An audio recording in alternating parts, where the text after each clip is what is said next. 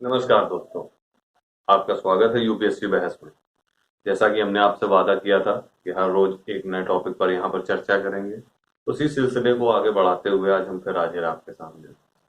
थोड़ी सी तबीयत असहज होने के कारण आज हम एक हिस्ट्री के टॉपिक पर चर्चा करेंगे कि हिंदुस्तान में सबसे पहले जो कानून व्यवस्था शुरू हुई अंग्रेजों के द्वारा, वो किस तरीके से आगे बढ़ी। बात है सन 1773 की, जब रेगुलेटिंग एक्ट पास हुआ।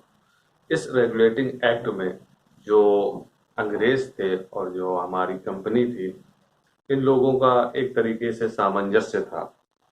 और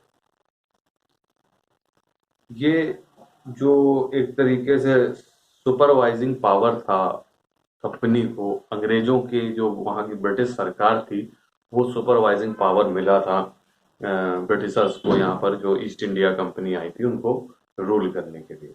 उसके बाद आता है आपका पिट्स पिट्स जो एक्ट था, जो कि 1784 में आया। ये पिट्स इंडिया एक्ट जो था, ये जो ब्रिटेन के जो समय के प्राइम मिनिस्टर थे विलियम पिट, उनके नाम पर रखा गया था। विलियम पिट द यंगर, ये वहाँ के जो ब्रिटेन के पीएम थे उनका नाम था।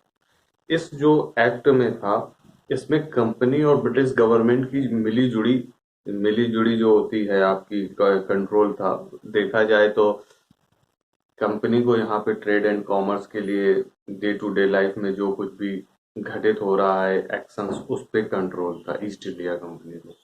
और दूसरी तरफ देखें तो ब्रिटिश सरकार जो थी, उसका कम यहाँ पे कंट्रोल ऐसा था कि जो भी बिग डिसीजंस थे ईस्ट इंडिया कंपनी के लेने हो या सरकार को लेने हो या देश के लिए लेने हो, वो सारे जो भी डिसीजंस थे, वो ब्रिटिश सरकार जो थी वो लेती थी। कहाँ से? ब्रिटेन से।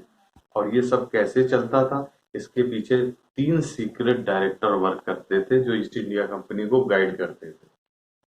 हालांकि जैसा कि हम जानते हैं कि ये जो सिस्टम था कि trade and commerce company handle कर रही थी, और बाकी जो भी आपका एडमिनिस्ट्रेशन से संबंधित चीजें थी, वो आपकी ब्रिटिश सरकार हैंडल कर रही थी। ये पूरा दौर करीब 1858 तक चला है। बट 1858 तक चलने तक, उस बीच जो 1784 से 1858 का दौर था, काफी चीजें घटित हुई, जिनमें से 1813 में जो अ, आपके गवर्नमेंट और कंपनी के बीच में कुछ बहसा बहसी हुई, जिसकी वजह से जो ईस्ट इंडिया कंपनी की मोनोपोली थी, वो ट्रेड में वो खत्म कर दी गई। 1813 में ये कंपनी की जो ट्रेड था वो खत्म कर दिया गया। और जो ईसाई मिशनरीज थे, क्रिश्चियंस को बढ़ाने के लिए उनको हिंदुस्तान भेजा जाने लगा कि वो आप जाइए वहां पे और अपना मिशन का काम पूरा करिए।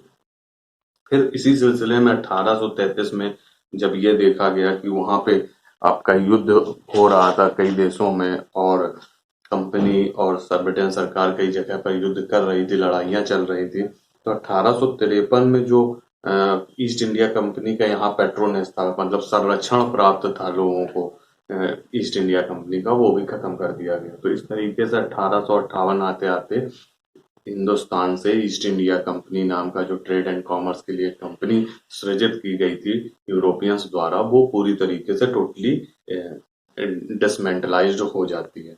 और पूरा कंट्रोल ब्रिटिश सरकार का हिंदुस्तान पर हो जाता है, ट्रेड एंड कॉमर्स में भी और एडमिनिस्ट्रेशन में भी। और क्राउन को ट्रांसफर हो जाते हैं सारे पावर 1858 में।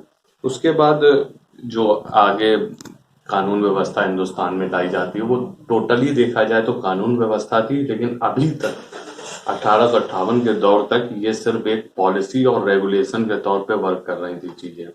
1919 में गवर्नमेंट ऑफ इंडिया एक्ट आता है, जो मॉन्टेग्यू चेम्सफोर्ड जो रिफॉर्म था उसके बाद लाया जाता है।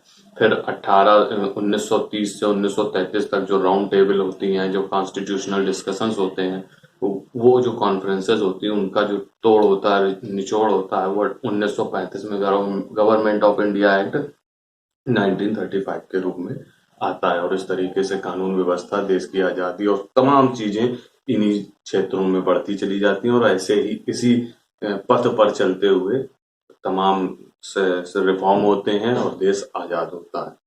तो आपको कैसा लगा वीडियो, हमको जरूर बताएं। अगर आपको अच्छा लगा है तो इसे लाइक करें, सब्सक्राइब करें, शेयर करें। तब तक के लिए धन्यवाद। कल फिर हाजिर हूँ।